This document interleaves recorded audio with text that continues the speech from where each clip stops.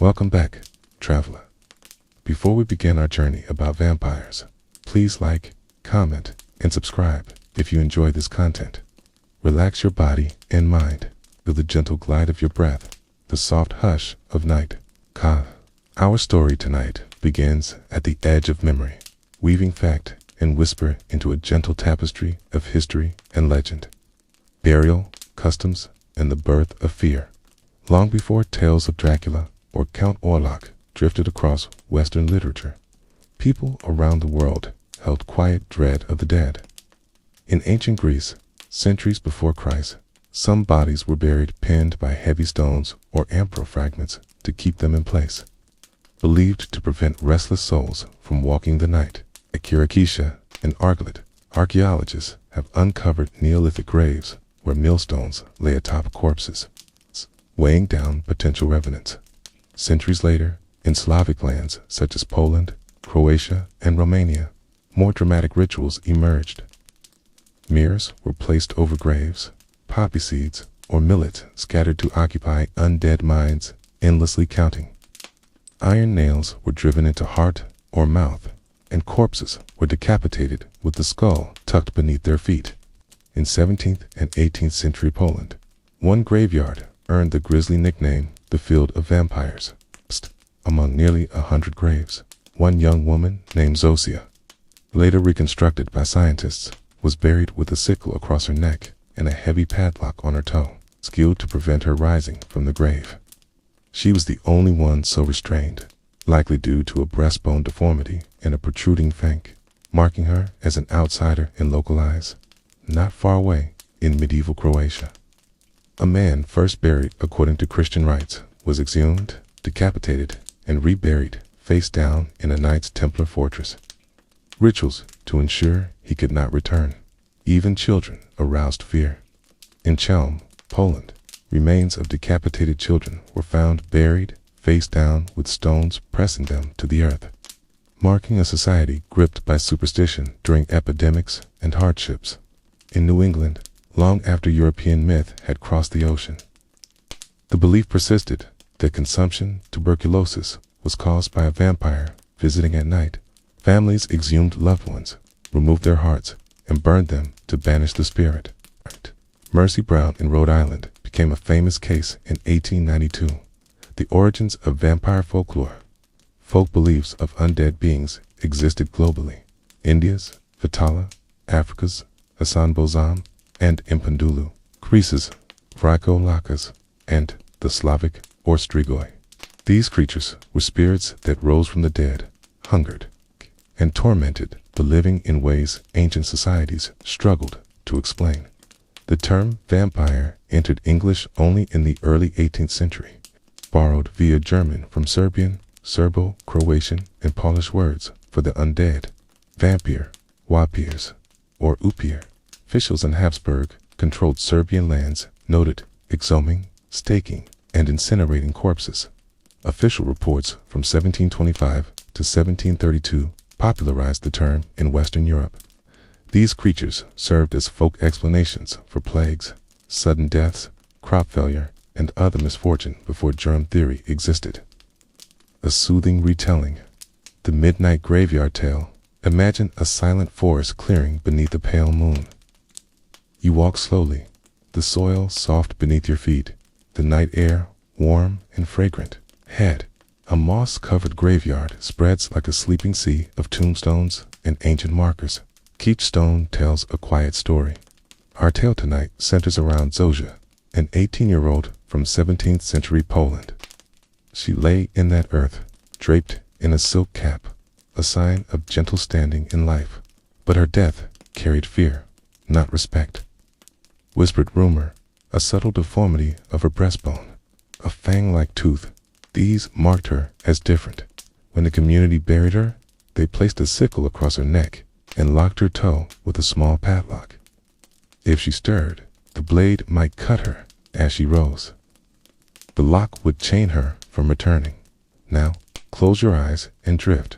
Feel the hush in the air, the gentle shift of leaves above. Moonlight slides across stone and root. The specter of fear is distant. The earth is heavy with calm. Nearby, in Croatia, another soul lay face down in a fortress grave. A knight, or soldier, perhaps, whose body had been exhumed, decapitated, and reburied. His torso turned downward to rest eternally without return. No evil visited him, only silence and stillness prevailed. Further east, in Chelm, children once buried, strange and solemn, face down, stones pressing close. Their stories now rest beneath green grass, the world above, breathing in gentle peace. In Greece, they whispered of the Vrykolakas corpses, exhumed after 3 years. If the body had not decayed, it might yet rise. Then a ritual began, wine poured over bones, prayers softly uttered, fear slowly turned to reverence. If decay had yet to claim the remains, the soul might be trapped in flesh, too stubborn to rest. Even here, iron nails were embedded, ashes scattered, hearts pierced to ensure peace. Soothing lessons from the dead. Gentle listener, as you drift deeper, feel the wisdom in these ancient practices. They remind us humanity sought to understand, to protect, to explain what terrorists sleep in darkness. These burial customs, sickles, stones, stakes, face-down layings, are not cruelty, but expressions of hope, that life must continue, that grief must rest, that fear must yield to understanding. The word vampire itself carried the weight of ancient tongues, Slavic, Turkic, Latin. It found its way into English only when stories crossed mountains and rivers. When officials recorded the exhumations and printed pages carried news of exorcised revenants and burned corpses. But know this, in your time, you live in an age of light and knowledge. Germs cause illness, not restless souls. Funeral rites are gentle and respectful. Death is honored, rest is earned. The closing voiceover. As the night deepens, hear the hush of wind through branches, the faint rustle of grass settling. Your breath is soft and even. The world of vampire burials recedes behind you. The sickles, the weights, the fears, they belong to another place, another time. Now imagine a warm breeze carrying the scent of lilacs, soft petals drifting over graves now sealed. Peace pervades. You lie upon a cushion of moss, the stars overhead, a gentle lullaby. Our story tonight sails gently toward rest. From Greece's millstone-pinned Neolithic sleepers, to Poland's field of vampires and Zosha's sealed grave, to Croatia's fortress vigil, to Greek Vrykolakas rituals, to New England's Mercy Brown, each chapter bound by one enduring belief, even in fear. People sought calm, closure, and protection. The roots beneath the myth, our journey takes us now to the deep origins of vampire legends. Not as shadows in fiction, but as echoes of something far older. The earliest whispers of vampiric beings trace back thousands of years, long before the word vampire was spoken. In Mesopotamia, clay tablets described creatures called Akimu, restless spirits who roamed after death, blamed for disease and misfortune. They weren't the pale aristocrats of later fiction, but wind spirits thirsty for life essence. In ancient Babylon, the Lilichu and Lamashtu appeared in carvings and stories, female demons who preyed upon infants and men in the night. These are the same spirits that filtered through cultures over centuries, evolving into the succubi and vampire tales of Europe. And in ancient Greece, the Empausa, a seductive shapeshifter, was said to lure travelers at night.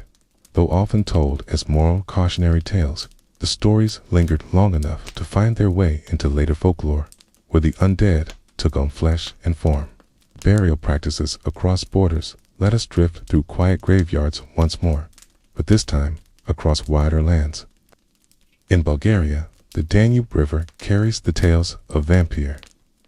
Archaeologists have unearthed skeletons from Sozopol with iron rods driven through their ribs.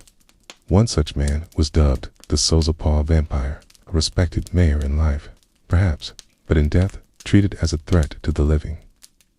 In Italy, near Venice, A grave from the plague years revealed a woman buried with a brick lodged in her mouth, her jaw forced open to prevent her biting her way free. Historians believe this was meant to stop the spread of pestilence, interpreted as a vampire's feeding. In England, some medieval burials show signs of deviant rites. Corpses buried face down, hands removed, or limbs bound. While the church condemned superstition, local fears persisted in quiet corners of the countryside. Even in Ireland, in Kilkenny, skeletons from the 8th century show evidence of decapitation after burial, a rare practice believed to prevent the dead from rising again. And in China, folklore spoke of the Jiangshi, or hopping vampire, a stiff corpse dressed in burial robes, leaping in jerky motions. In some rural burials, corpses were bound with red thread or talismans placed to hold them in place. The birth of the word vampire in Europe, the year is 1725, in the Habsburg military frontier. A small Serbian village whispers of a man named Petar Blagojevic. 9 villagers die mysteriously in quick succession, each claiming before death that Petar's ghost visited them. Officials exhume his corpse and are astonished to find no decay, fresh blood at his lips. The body is staked, burned, and recorded in official reports, one of the first documented vampire hunts to reach European newspapers. By 1732, another case in Medviglia is investigated by Austrian authorities. A soldier named Arnold Payol had reportedly become a vampire after dying from a fall. His body and several others were exhumed, staked, and burned. The reports spread through Vienna, Paris, and London. These events marked the first time vampire enters the Western European vocabulary, its power amplified by printing presses and political intrigue, a calm descent into folklore. Close your eyes now, dear listener, and let your mind stroll through a moonlit path lined with all these graves, each marked by fear, faith, and mystery. From Mesopotamia's restless spirits, to Greece's Varkolakas, to Bulgaria's staked mayors, to Venice's bricked jaws, to Ireland's headless sleepers, to Rhode Island's wind-whipped farm where Mercy Brown rests. Each is quiet now. Each is peaceful. The fears that gripped the living have melted into the earth, leaving behind only their echoes in stone, wood, and whispered tale. You walk between these graves as a gentle historian, not a frightened villager. You see the meaning in their rituals, humanity's need to understand, to control the uncontrollable. We leave the quiet graves for now, but their presence lingers in the background. Our path takes us into libraries, salons, and the minds of poets who would transform these grim folk fears into the refined Gothic vampire of literature. The vampire becomes a gentleman. It is the year 1816. A storm rages over Lake Geneva, trapping a circle of literary friends indoors. Lord Byron, Percy, Bysshe, Shelley, Mary Shelley, and Byron's physician, John Polidori, challenge one another to write ghost stories. From that night comes Mary Shelley's Frankenstein, but also something subtler, Polidori's The Vampire. Published in 1819, Polidori transforms the vampire into Lord Ruthven, a pale, aristocratic figure, modeled on Byron himself, charming, dangerous, and cultured. This is the first time the vampire steps from peasant graveyards into candlelit ballrooms and noble salons. The peasant superstition is now reborn as a Gothic figure, one who seduces, deceives, and destroys with elegance. Carmilla and the Gothic Bloom. In 1872, the Irish writer Sheridan Le Fanu publishes Carmilla, the tale of a beautiful, mysterious woman who befriends and entrances a young girl in an isolated castle.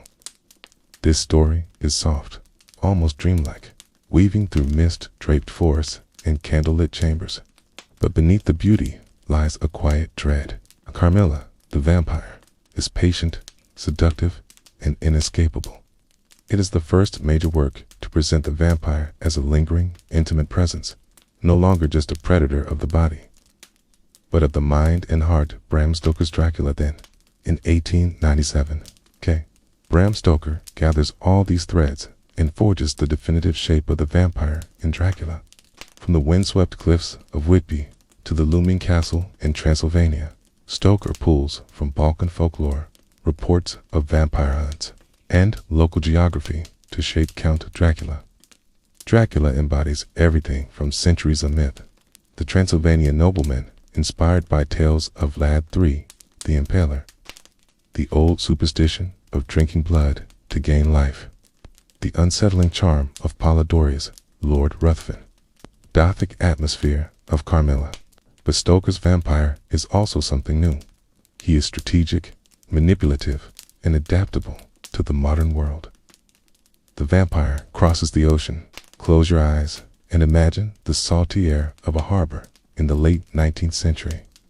Ships bring goods, letters, and tales. And on those same winds, Dracula crosses into the wider world. In America, vampire stories adapt again. Mercy Brown's case in Rhode Island is fresh in public memory. The quiet farmlands and dusty town cemeteries of New England mingle with the Gothic horror of Europe. The vampire becomes more than a figure in the dark. It is now a shared cultural myth across continents. It's a gentle reflection on the vampire's journey now. Dear listener, step back with me. From millstone-weighted skeletons in ancient Greece to iron-spiked graves in Bulgaria, to Venetian plague pits, to the storms of Geneva, where the vampire first became a gentleman, to the castle in Whitby, where he gained his eternal form. The vampire story is not just one of fear. It is a reflection of human change. We see our own anxieties mirrored in his shape. Fear of plague, of outsiders, of forbidden desire, of death itself. A century of transformation, the 20th century, becomes a mirror for the vampire. In the 1970s, Anne Rice's interview with the vampire transforms the myth into tragic introspection. Her vampires, Louis, Lestat, and Claudia, reflect grief, longing, and a search for meaning in endless life. In the 1990s, Francis Ford Coppola's Bram Stoker's Dracula brings lush romance and tragic love to the screen.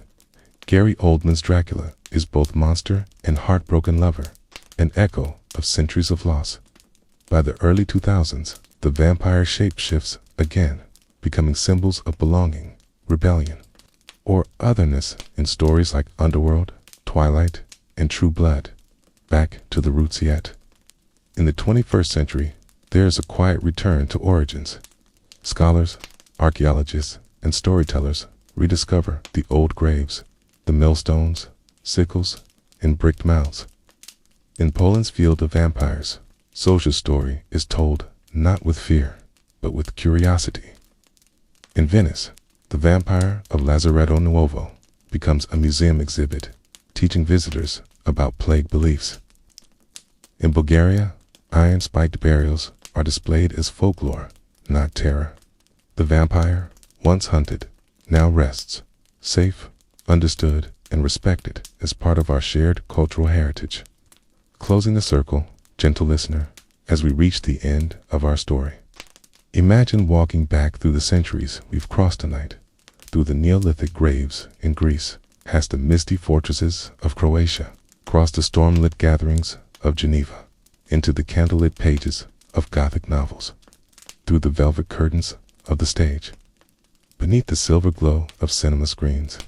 The vampire has changed, but it has never left us. It is a story we have told ourselves over and over about life, death, fear, and longing. Now, as the night folds quietly around you, breathe deeply. The vampires of history rest in their graves, not as threats, but as echoes of human imagination. You are safe. You are calm. You are at peace. Sleep well, dear listener. Imagine yourself as a traveling historian, not hurried, not pressed by time, but gently wandering across Europe and beyond, led only by moonlight and old whispers. The first steps take you to a windswept field in Poland, far from cities and roads. The air is damp with the scent of moss and earth. Beneath this ground lies the Field of Vampires, a burial site uncovered by archaeologists. Here, You might pause beside a low wooden fence, looking out across the green grass where Zosha, a young woman with the sickle across her neck, rests. The earth here no longer carries fear, it carries story. You linger, imagining the villagers of the 17th century, their faces lit by firelight, murmuring their last prayers over her grave. From Poland, you travel south, following the winding roads into Croatia. A ruined fortress rises from the rock at Vrbaska. The Adriatic stretches beyond, its waves whispering softly. Inside, archaeologists once found the remains of a man buried face down, his head removed, a silent ritual meant to keep him in his grave. Standing there, you can almost feel the careful respect with which these rites were performed. They were not acts of cruelty, but of reassurance, a way to bring peace to the living and the dead. Your journey takes you further west, across the blue waters to Venice. The canals at night are silvered by the moon, the gondolas drifting like shadows. You take a quiet boat to Lazaretto Nuovo, the plague island where so many were buried during the Black Death. One grave here became famous, the so-called Vampire of Venice. Her jaw was wedged open by a brick, a plague-time ritual meant to stop the dead from feeding on the living. Walking these grounds, you hear only the hum of insects and the gentle splash of water. The fear of centuries past feels far away, softened by time. From the waters of Venice, you travel to the dark, forested hills of Transylvania. In the distance rises Bran Castle, often linked, though inaccurately, to the Dracula legend. The castle perches high above a valley, its walls pale in the moonlight. Inside, the halls are cool, lined with stone and wood. Guides speak quietly of Vlad III, called Gapek, the Impaler, though history shows him more as a ruler defending his land than a vampire. His name has been forever tied to the myth. You walk slowly through his chambers, the air heavy with echoes, but also with the comfort that truth and legend often meet in curious harmony. Following the story westward, you find yourself in Whitby, England. The path winds up the cliff to the ruined abbey. The North Sea crashes below, its sound steady, almost like breath. It was here, on this rugged coast, that Bram Stoker imagined his Count Dracula arriving by ship. You pause on the cliff edge, looking at the endless water. It is easy to see how the Gothic imagination thrived here, where the land and sea meet in drama and beauty. The trail continues across the Atlantic to the quiet farms of Rhode Island. In the small cemetery of Exeter lies the grave of Mercy Brown. The headstones are simple, the ground uneven, the place surrounded by trees. Here, in 1892, her body was exhumed in one of America's last vampire panics. The villagers believed her spirit was visiting family members and causing illness. Now, her resting place is calm, the fears long dissolved into history. Standing here, you feel the tenderness of time. It transforms panic into remembrance, superstition into story. From New England's stone-lined cemeteries, your journey carries you back across the ocean to Greece, where ancient roots of the vampire myth rest. In remote villages, graves were once pinned with heavy stones, or amphora fragments placed across the chest to keep the Vrykolakas from rising. Walking through a hillside cemetery, the scent of time in the air, you feel the deep age of these customs. They were born from care, from a wish to protect the village and keep balance between the living and the dead. As night deepens, your path begins to fade into a single winding road, one that ties Poland, Croatia, Venice, Transylvania, Whitby, Rhode Island, and Greece into a single quiet thread. The vampire story is not just in one place. It lives in the stones of countless graveyards, the walls of castles, the lines of old books, the whispers of guides and villagers. You walk onward, but more slowly now, feeling the cool night air on your face. The graves of Zosha, the knight in Croatia, the woman in Venice, the legends of Brand, the cliffs of Whitby, and Mercy Brown's quiet resting place. They are all still and calm. In your heart, there is no fear, only the comfort that these stories, once told in fear, are now kept as part of our shared past. The road narrows into soft darkness. The air is gentle, the sound of wind in the grass, steady as breath. You stop, looking out at a horizon that stretches into peace. And here, the journey pauses. The historian rests. The listener rests. The vampires of history are quiet now. And so, dear traveler, are you? Sleep deeply, in calm, in safety, in peace. Close your eyes once more, dear listener.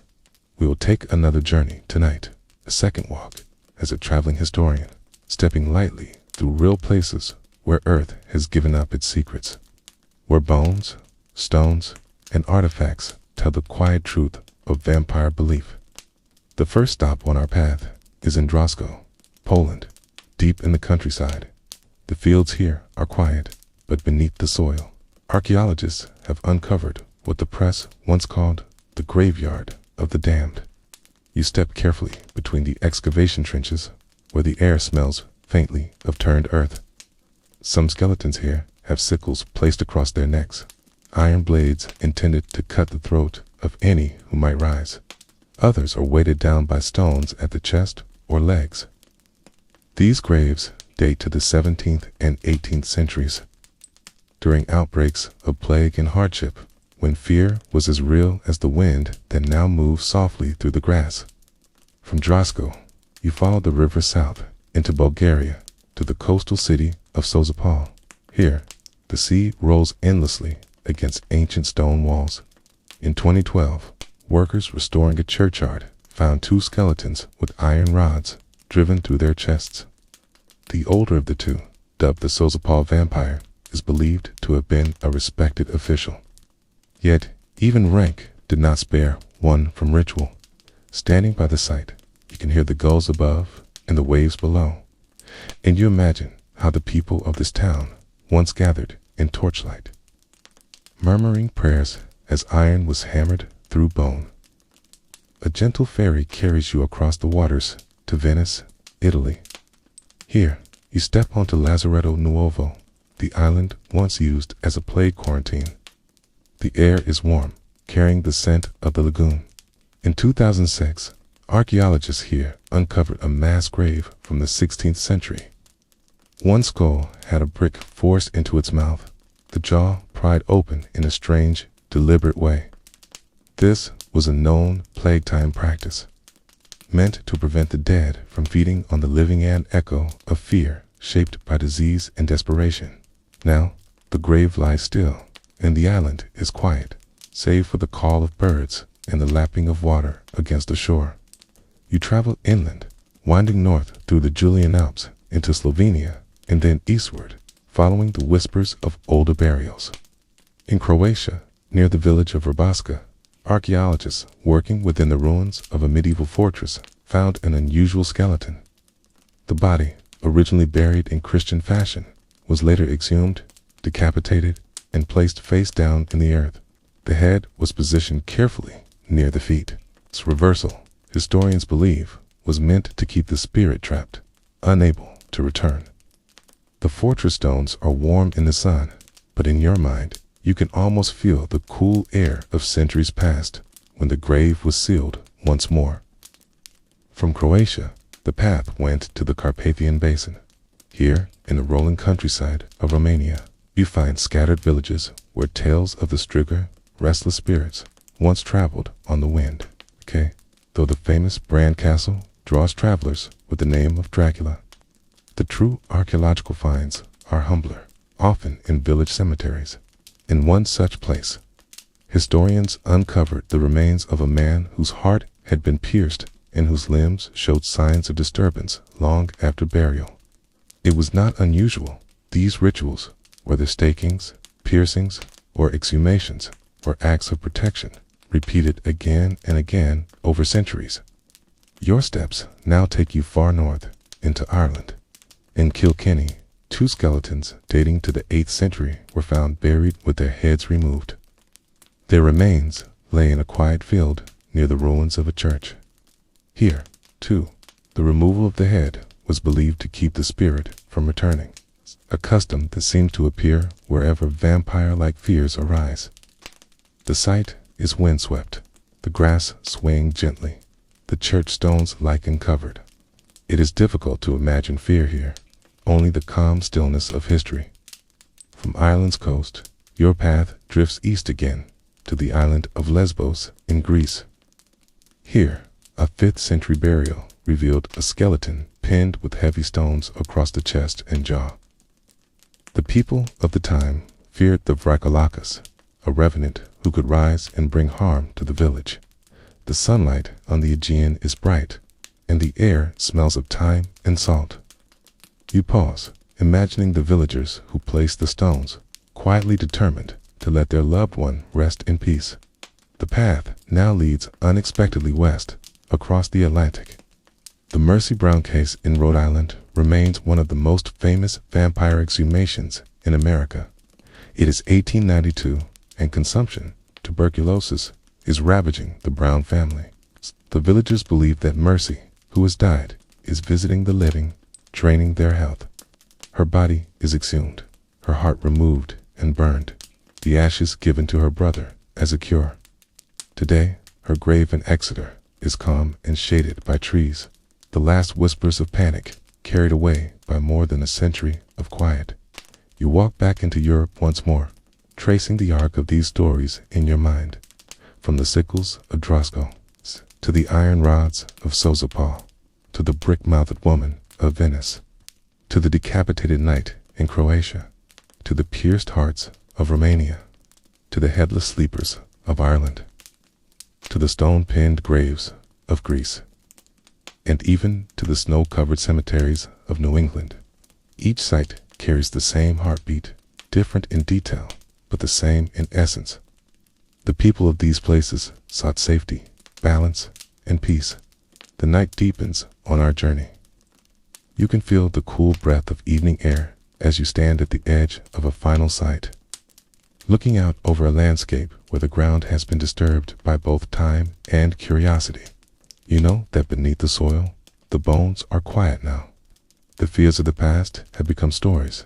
The stories have become history. And the history now rests in your mind like a soft echo. The graves close gently in your imagination. The road of the historian winds away into starlight. And you rest, carrying the calm of centuries with you. Welcome, dear listener. Allow yourself to settle into the embrace of the night. Feel the softness of your bed beneath you, the gentle rise and fall of your breath, and the quiet rhythm of your heartbeat. Let the world outside fade away, leaving only the warmth and comfort of this moment. Close your eyes if you wish, and let the soothing sounds guide you into a place of peace and tranquility. Our story tonight begins in the soft, warm glow of the Mediterranean twilight, where the island of Crete rests gently on the edge of the sea. There is a world long forgotten by time, yet still echoing with the whispers of a civilization that once thrived. The air is thick with the scent of salt water, mingled with the earthy sweetness of olive trees and thyme. As the sun dips lower in the sky, painting the heavens with shades of pink and orange, the island begins to settle into the stillness of night. Imagine, if you will, standing upon a high hill that overlooks the sparkling waters of the Aegean Sea. Before you lies the sprawling palace of Knossos, a monumental structure that rises from the earth like a testament to the ingenuity and vision of the Minoan people. Hey, it is a place of both beauty and mystery. Its labyrinthine halls is filled with vibrant frescoes and marble floors that shimmer in the moonlight. The air within is cool, and you feel a soft breeze kiss your skin as it flows through the open courtyards. But what catches your attention, what draws your gaze, is not just the architecture of the palace, nor the artistry of the walls, but something far more remarkable. It is the quiet hum of innovation that flows through the very walls of the palace, a marvel of engineering that allows the Minoans to live in a way the world has never seen before. The Palace of Knossos, built around 1900 BCE, is far more than a royal residence. Is the beating heart of a society that, even by modern standards, is ahead of its time. As you step through the grand entrance, you find yourself in a space where beauty and functionality merge seamlessly. The floors are covered with mosaic tiles depicting scenes of nature, bull-leaping ceremonies, and marine life, while the ceilings rise in graceful arches. The air is filled with the soft hum of the palace's activity, with artisans at work in their workshops, scribes recording the happenings of the day on clay tablets, and royal servants bustling about their duties. But beneath all the opulence and grandeur, the true marvel of Nasus lies in the hidden systems that support daily life systems that would not be seen again in Europe for millennia. The Minoans have harnessed the power of water in ways that seem almost magical. You pause as you pass through a large hall, noting the deep, cool stone that surrounds you. The palace seems alive, not just in its people and art, but in the way it hums with the energy of its advanced technology. The Minoans have created an intricate network of plumbing systems that span the entire palace systems, designed to bring fresh water in, and take waste out. These systems are not only impressive, but reflect a sophistication that speaks to the foresight and intelligence of the Minoan engineers. Long before the invention of modern plumbing, the Minoans had developed a complex system to manage water and waste. They had mastered the art of terracotta pipe making, creating pipes that were expertly shaped and glazed for durability. These pipes snaked through the walls of the palace, hidden away from view but crucial to the functioning of the entire structure. As you wander deeper into the heart of Nasus, you come across a Roma private bathing chamber for the royal family. The air is cool, filled with the scent of lavender and myrtle, and the stone floors are smooth underfoot. Here, in this secluded space, you see the first evidence of the Minoan ingenuity in plumbing. A large stone tub sits in the center of the room, its basin designed to hold water for bathing.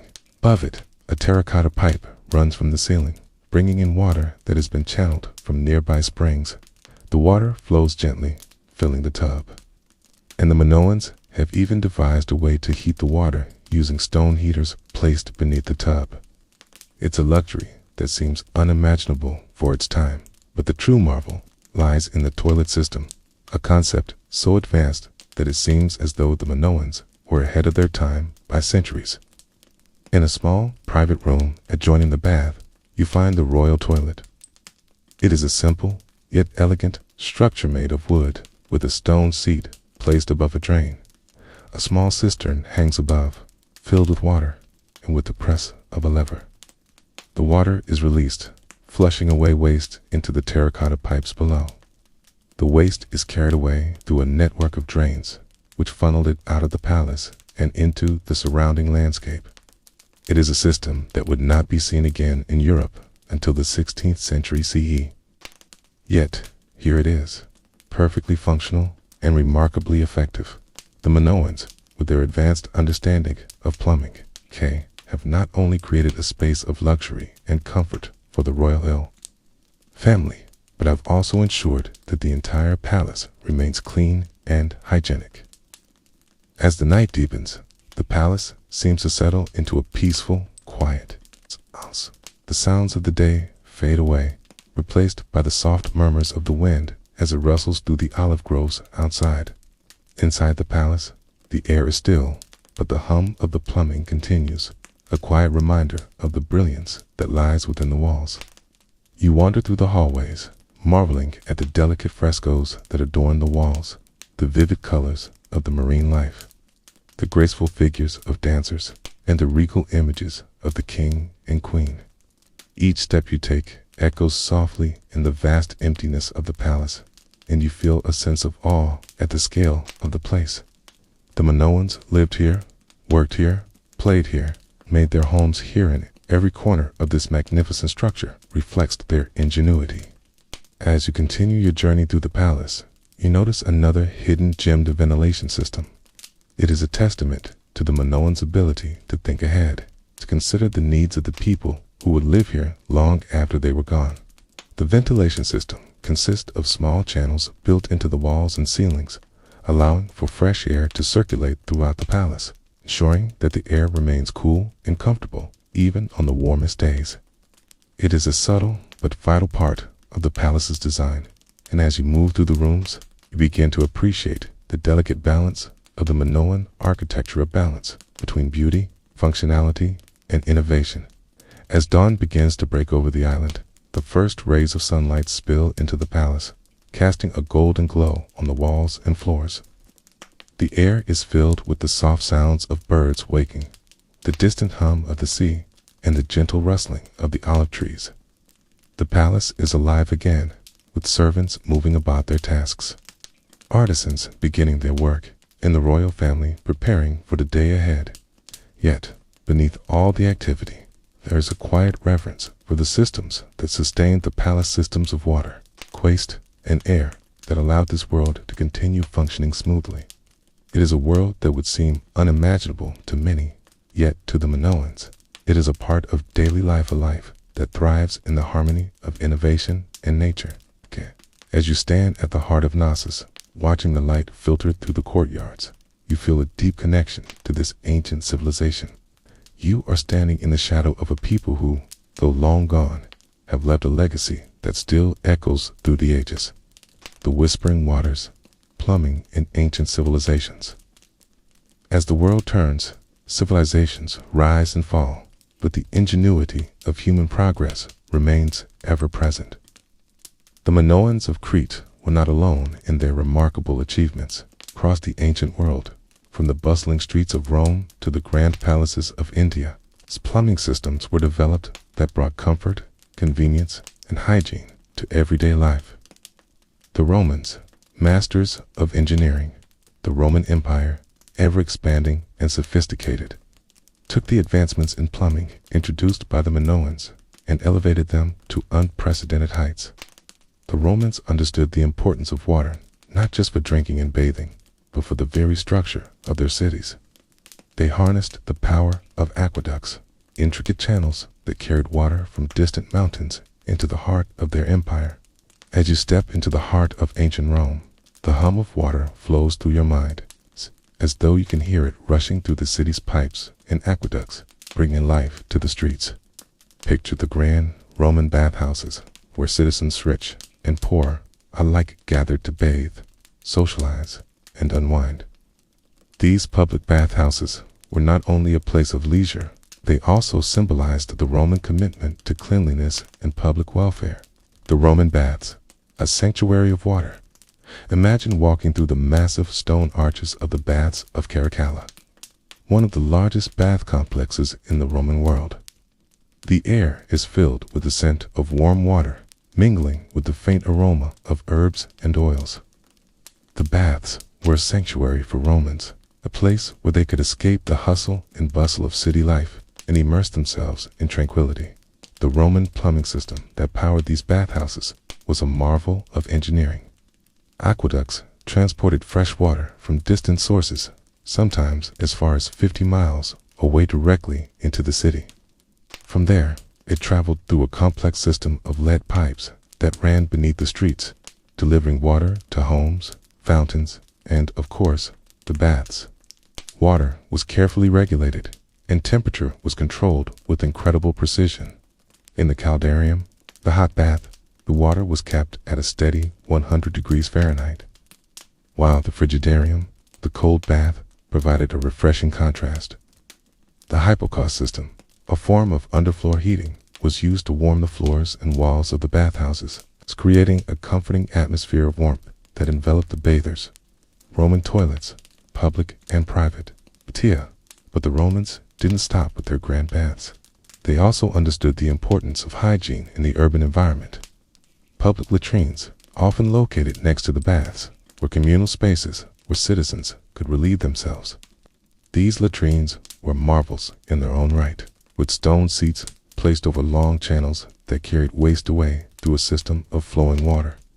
The water flowed continuously beneath the seats, keeping the latrines clean and odor-free, while privacy was a foreign concept in these public spaces. The cleanliness of the facilities was something the Romans took great pride in. The Romans even had a sophisticated system of sewers, the Cloaca Maxima, one of the oldest and most impressive drainage systems ever created.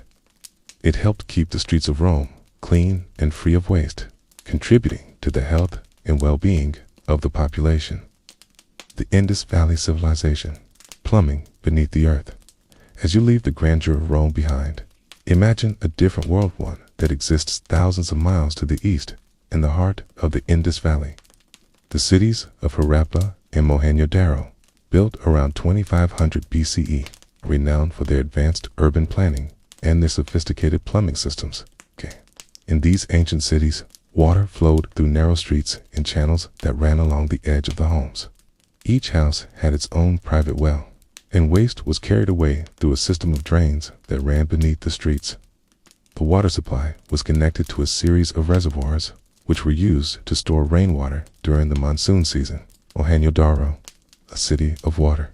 Step into the city of Mohenjo-Daro, a bustling metropolis of the ancient world. The streets are narrow but well planned, with each house carefully designed to take advantage of the natural flow of water. As you walk down the main thoroughfare, you notice the neatly laid drains designed to carry waste and rainwater away from the homes and into a central drainage system. The water supply in Mohenjo-Daro was incredibly advanced, with wells providing fresh water to each home. These wells were often located in the center of the courtyard, and they were connected to a series of underground pipes that carried water throughout the city. The drainage system, which ran beneath the streets, was similarly impressive. Wastewater from homes and public latrines was carried away through channels and disposed of, in a system of underground drains that emptied into the nearby river, the Harappan public baths. Perhaps one of the most remarkable features of the Indus Valley Civilization is the Great Bath of Mohenjo-Daro. This large, rectangular pool was built with carefully arranged brickwork and had a sophisticated water supply and drainage system. The water in the Great Bath was replenished through a series of wells, and the pool's drainage system ensured that the water remained clean and fresh. It is believed that the Great Bath was used for ritual bathing, and its design reflects the importance of water in the lives of the Harappan people. The existence of such an elaborate bath in an ancient civilization underscores the significance of cleanliness, hygiene, and the reverence for water as a sacred element. The Egyptians, water, and the Nile. Now, let's journey further back in time to the land of the pharaohs. The ancient Egyptians, surrounded by the vast desert, were deeply dependent on the waters of the Nile River. They understood the importance of water for both survival and sanitation, and they developed an intricate system of water management to harness the life-giving waters of the Nile in the royal palaces and temples. The Egyptians created elaborate systems of fountains and baths, some of which used gravity to channel water from the river to their homes. The wealthy could enjoy luxurious baths filled with fresh, cool water, while the common people used simpler forms of sanitation, often relying on natural springs and wells. The Egyptian canal systems. The ancient Egyptians also developed extensive canal systems to irrigate their fields and bring water to their cities. These canals, which were dug along the banks of the Nile, helped to ensure that water was available for both agricultural and domestic use.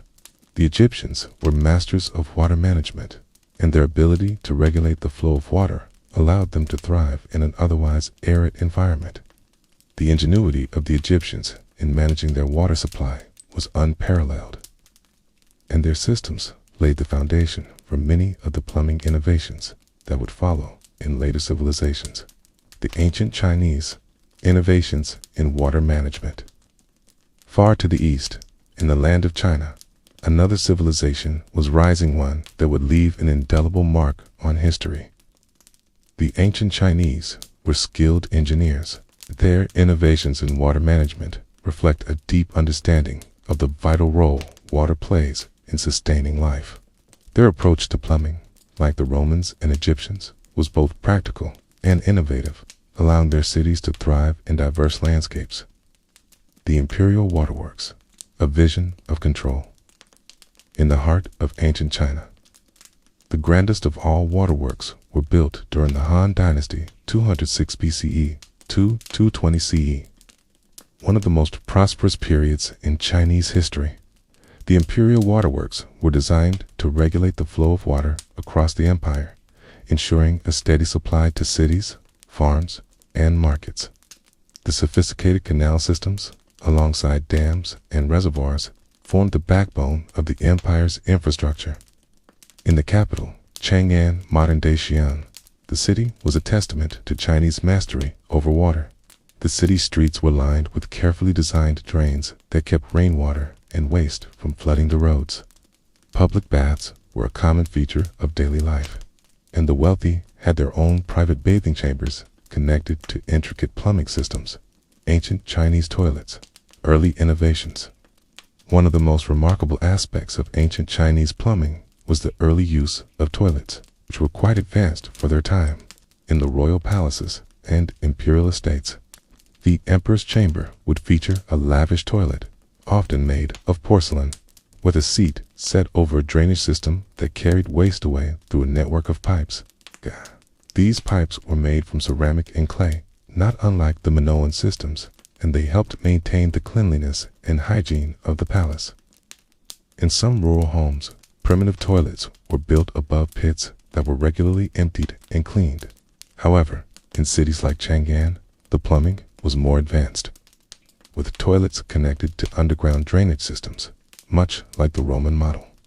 The flow of water was carefully managed, ensuring waste was taken far away from the populated areas and into river systems, contributing to the cleanliness of the city. The Grand Canal, a marvel of engineering, beyond toilets and baths. The most impressive feat of ancient Chinese water management was the Grand Canal, constructed during the Sui dynasty 581 to 618 CE. This massive canal system, stretching over 1,100 miles, linked the northern and southern regions of China, facilitating trade and the movement of water throughout the empire. It remains one of the longest man-made waterways in the world, a testament to China's engineering brilliance. The Grand Canal wasn't just an essential trade route. It also served as a critical infrastructure system, supplying water to the fields and to cities along the route. The canals were equipped with sluice gates and locks, allowing the flow of water to be controlled and directed where it was needed most. This water management system was vital in a country where agriculture and urban life depended on a steady and reliable water supply.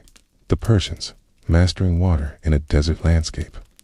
Traveling west from China, we arrive in ancient Persia, a civilization that stretched from the Mediterranean to the Indian subcontinent. The Persians, living in an arid environment, developed innovative systems of water management that allowed them to thrive, despite the challenges posed by their desert surroundings. Their knowledge of hydraulics and irrigation systems was unparalleled in the ancient world. The Qanat system, harnessing underground water. Perhaps the most remarkable innovation of the ancient Persians was the Qanat system, an underground water channel that allowed them to tap into subterranean water sources. These qanats were a feat of engineering, designed to transport water from underground aquifers to the surface, where it could be used for irrigation, drinking, and sanitation. The Qanat system was incredibly efficient, using gravity to carry water through miles of tunnels that snaked beneath the desert floor. The Qanat system was so successful that it spread across the Persian Empire, from modern-day Iran to Egypt, and even to China and the Mediterranean. In fact, qanats are still used in some parts of the world today, nearly 3,000 years after their invention. Persian gardens and bathhouses. In the cities of ancient Persia, water was a luxury and a necessity. Persian gardens, with their lush greenery and tranquil fountains, were designed with water at the heart of their aesthetic.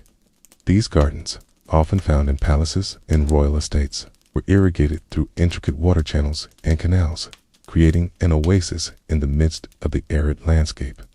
Public bathhouses, or hammams, were another key feature of Persian urban life.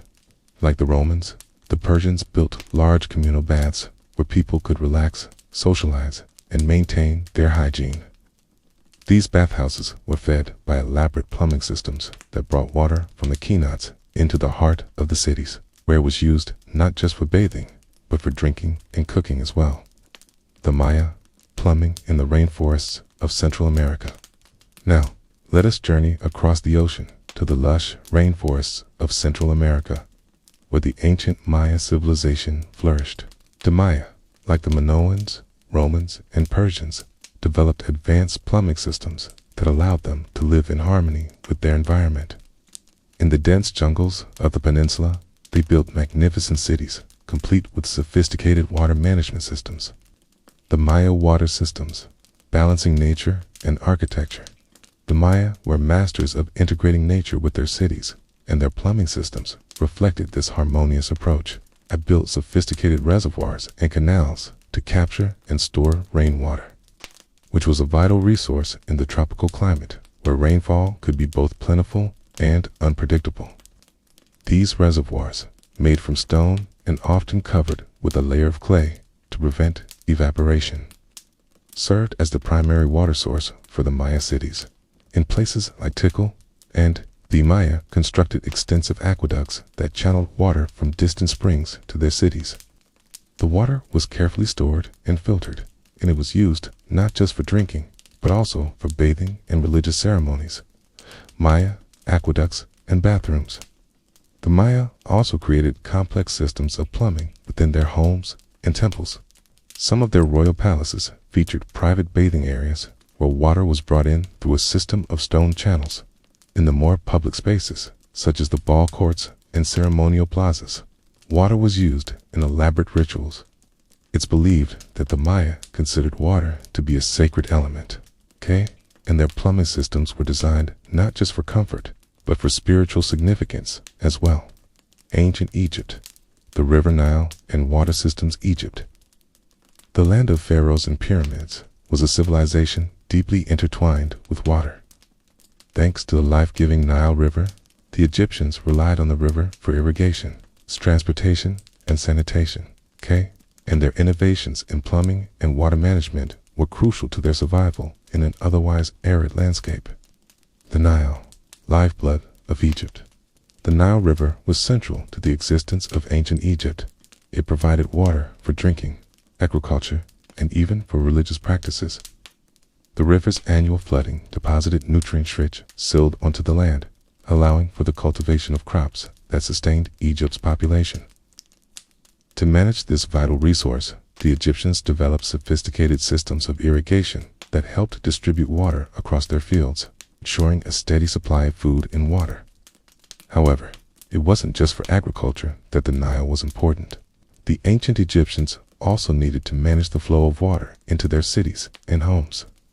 In fact, they were among the first to develop early forms of plumbing, water management, and irrigation systems. The ancient Egyptians constructed extensive canal systems to control the flow of water from the Nile. These canals not only brought water to their fields, but also provided access to fresh water for drinking and bathing. Some of these canals ran directly into the cities, supplying the growing urban populations with fresh water. The Egyptians also devised ways to store and conserve water, particularly during the dry seasons when the Nile's waters receded. Large reservoirs were built to capture rainwater and store it for later use. These reservoirs were often situated near major cities and temples, ensuring that the ruling elite had a steady supply of water at their disposal. Private plumbing and bathing within the homes of the elite. The Egyptians developed primitive plumbing systems that allowed water to flow into their private spaces. Wealthy Egyptians had water basins in their homes, and some even had primitive flush toilets. These early toilets were simple but effective. They were essentially stone or wooden seats with drains leading to waste disposal systems. Water would flow into the drains to carry away waste, much like the system used by the Minoans and Romans. The Egyptians also had bathhouses, especially in the royal palaces. These bathhouses were often built near the temples, where priests and royalty could cleanse themselves in sacred waters. The plumbing systems used in these bathhouses included copper pipes, which were sometimes lined with stone or clay. These pipes channeled water into bathing chambers, where it was heated by fire or stored in large stone containers. The practice of bathing in Egypt was not merely for hygiene, it was also part of religious and social rituals. Cleanliness was seen as a form of spiritual purity, and the act of bathing was often associated with rituals of renewal and divine favor. Public sanitation in ancient Egypt. Though the public sanitation systems were more rudimentary compared to the plumbing in Rome or Greece, Egypt's approach to sanitation was still advanced for its time. In cities like Thebes and Memphis, streets were lined with simple drains that carried away rainwater and waste. The Egyptians understood the importance of keeping their cities clean, especially given their reliance on the Nile for drinking and agricultural water. In some of the largest settlements, such as the royal city of Amarna, there were even rudimentary sewage systems that carried waste away from homes to larger waste dumps or the Nile, where it could be safely dispersed into the river. The Incas, plumbing in the Andes, traveling across the world to the high Andes Mountains of South America. We enter the realm of the Inca Empire. The Incas, known for their incredible feats of engineering, developed plumbing systems that allowed them to thrive in the harsh, high-altitude environment of the Andes. They, too, understood the importance of water for agriculture, sanitation, and public health, and they used their advanced knowledge of hydraulics to create intricate water management systems. The sacred waters of the Andes water was sacred to the Incas. They viewed rivers and lakes as divine, and the role of water in their culture and religion was paramount. The Incas built many of their cities and temples near fresh water sources, and the flow of water through their settlements was seen as both a practical and spiritual necessity. The most famous Incan site, Machu Picchu, is a testament to the empire's mastery over water. The city sits at an altitude of nearly 8,000 feet in the mountains, and yet the Incas managed to create sophisticated water systems that provided fresh water to the city's inhabitants. The Incas advanced aqueducts. The Incas were pioneers in the development of aqueducts. They constructed elaborate stone aqueducts that carried water from mountain streams down to their cities. The aqueducts were often built with precision, using stone channels and tunnels to navigate the rough terrain. The water was transported through these systems using gravity, alone an impressive feat given the steep climbs of the Andean landscape. In Machu Picchu, a series of aqueducts brought fresh water into the city's baths, plazas, and temples. The aqueducts were often made of finely worked stone, and many were lined with limestone to ensure the water didn't seep into the surrounding earth. Water was channeled into public fountains where it would flow continuously, offering clean water to all who needed it. Incan bathing systems. The Incas, like many other ancient civilizations, recognized the importance of bathing, not only for hygiene, but also for religious and ceremonial purposes.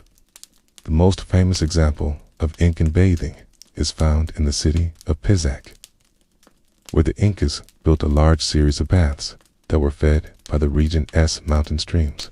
In these baths, water was carefully channeled through stone channels into the bathing pools where the people could wash and cleanse themselves. These bathhouses were integral parts of Incan social life and were often located near temples or sacred sites. They were also used for healing rituals, as the Incas believed that water had purifying and rejuvenating properties.